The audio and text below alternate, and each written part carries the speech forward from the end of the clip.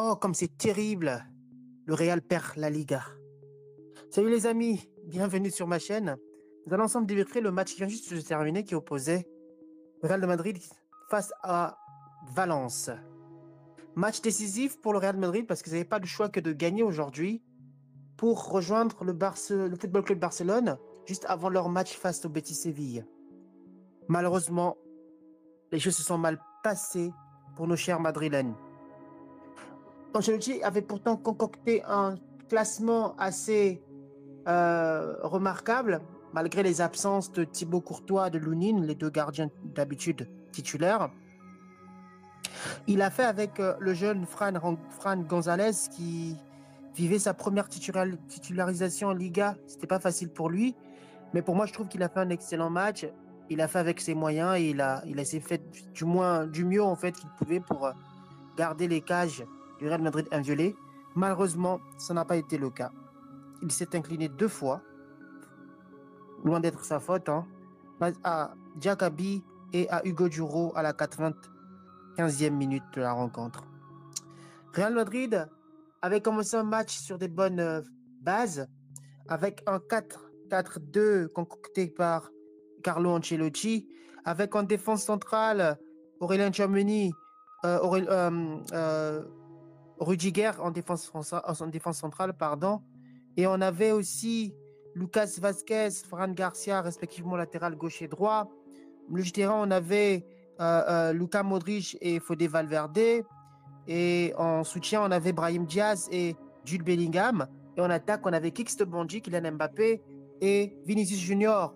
Classement normalement qui devait faire l'affaire face à la modeste équipe de Valence qui, juste avant cette rencontre, pointait à la 15e place du championnat d'Espagne. Le Real Madrid a fait le match qu'il fallait au début de la rencontre. Ils ont été assez poussifs. Ils ont poussé du mieux qu'ils pouvaient pour essayer de surprendre l'adversaire. Jusqu'à, je pense, si je ne me trompe pas, à la 9e minute, Kixte Bonji, avec sa vitesse qui n'est plus à démontrer, a pris de court le défenseur, je crois qu'il est français aussi, le défenseur de Valence, Moussa Diakabi, et jusqu'à se faire faucher par le défenseur en appui et tomber dans la surface de réparation. Après vérification de la VAR, la décision a été prise et Kylian Mbappé a obtenu ce penalty. La logique aurait voulu que Kylian puisse le tirer directement. Mais dans cet élan d'équipe et dans sa volonté de vouloir être assez dans le collectif, il a décidé de donner ce penalty à son coéquipier Vinicius Junior, qui, lui, restait sur 2 matchs, 2 buts sur les 15 dernières rencontres. C'est-à-dire qu'il n'était pas très en forme ces derniers temps.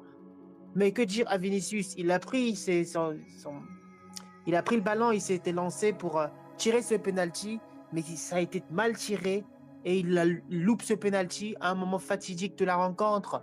Parce que c'était l'occasion pour le Real Madrid de prendre de l'avance sur le Football Club de Valence. Malheureusement, Vinicius a loupé ce penalty.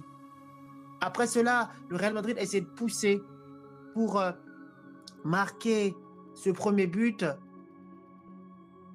Et ça a failli arriver avec ce but contre son camp du défenseur Moussa Diakabi de Valence, qui, par concours de circonstances, a vu son but contre son camp être annulé pour une position d'hors-jeu de quelques centimètres de Kixte Bonji, juste avant que ce défenseur de Valence puisse marquer contre son camp.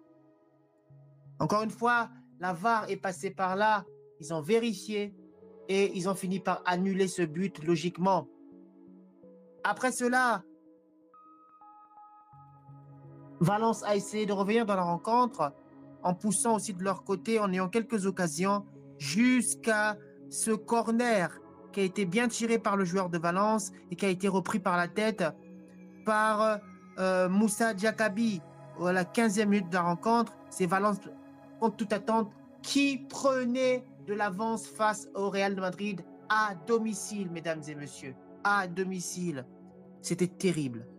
Terrible pour le Real de Madrid. Donc, c'est ce but à la 15e minute sur un coup de pied arrêté, bien tiré par le joueur de Valenciennes et qui est repris par la tête par Moussa Diakabi. Après cela, le Real Madrid a essayé de pousser pour revenir de la rencontre. Malheureusement, à l'issue de la première période, Valence était devant au score et menait 1-0 à domicile au Santiago Bernabéu. Dramatique pour le Real Madrid.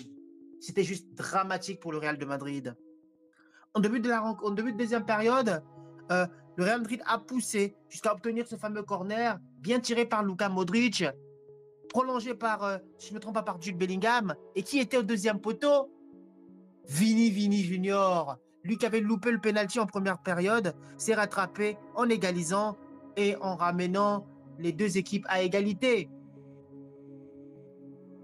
On pensait avoir un match relancé, sans compter sur les arrêts du gardien, du portier de Valence, Mamardashvili, qui a fait un excellent match en repoussant consécutivement des frappes de Kix de Bondy, qui encore une fois a fait un excellent match aujourd'hui. C'était le seul du côté de Real Madrid qui essayait de pousser par sa technique. Et d'ailleurs, il a failli offrir le but le deuxième but du Real de Madrid en donnant, en adressant cette fameuse passe juste dans la surface de réparation. Malheureusement, Fodé Valverde n'a pas pu la reprendre. Kix Bondy a fait son match. On ne peut rien lui reprocher. Kylian Mbappé a été là encore ce soir aujourd'hui. Il a fait un excellent match. Malheureusement, l'équipe n'a pas suivi. Il aurait dû prendre ce penalty de Vini Junior. Le Real Madrid aurait pu mener déjà dès la première période 1-0. Mais que lui reprocher, Kix Bondy? Il a fait son match, Kylian Mbappé. Malheureusement, Vinicius Junior a loupé ce penalty. Ça peut arriver à tous les grands joueurs. Lui, ce soir, c'est lui qui loupe ce penalty, malheureusement, pour le Real Madrid. Que dire par rapport à ça? À la 90e minute, 95e minute, lors des temps additionnels, le joueur de Valence déborde sur le côté 3, centre en passant Camavinga et reprise de la tête. Quelle belle reprise de la part de Hugo Duro à la 95e minute, qui venait sceller cette rencontre et automatiquement donner cette belle victoire à Valence, 15e avant cette rencontre de la Liga. Et le Real Madrid va désormais dire au revoir à la Liga.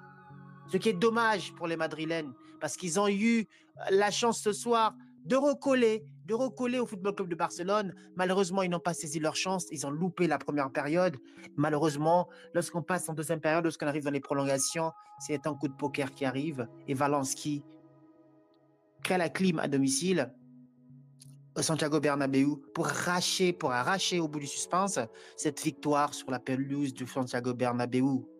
Que faire maintenant pour le Real de Madrid? C'est espérer que ce soir à 20h, heure de France, que le Football Club de Barcelone puisse perdre face au Betis Séville. C'est pas possible. C'est pas impossible pour le Football Club de Barcelone de perdre ce soir.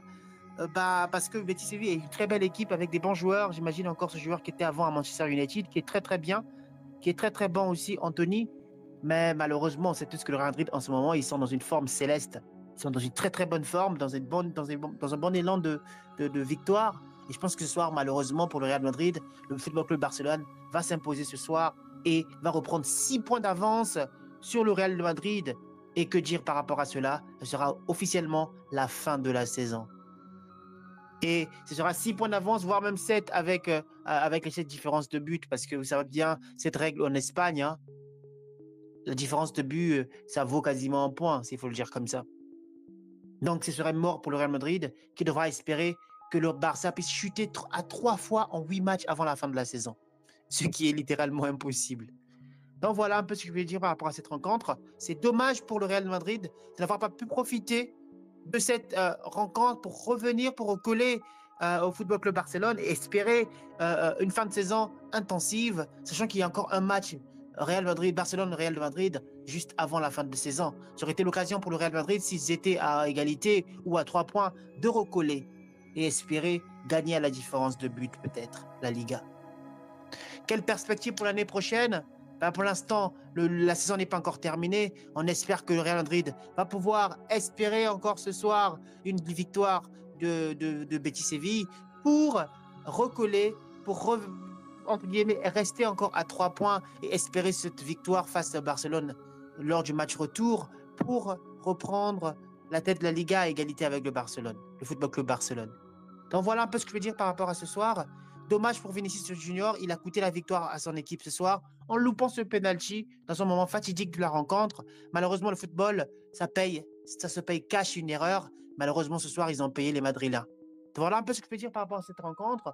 N'hésitez pas à me dire dans les commentaires si vous pensez comme moi que le Real Madrid a perdu ce soir la Liga. En attendant, je vous dis à très bientôt. N'hésitez pas à liker, commenter, partager cette vidéo. Mais surtout, n'oubliez pas, abonnez-vous à cette chaîne. À très bientôt les amis. Ciao, ciao. C'est Préjola Mandossi. Ciao.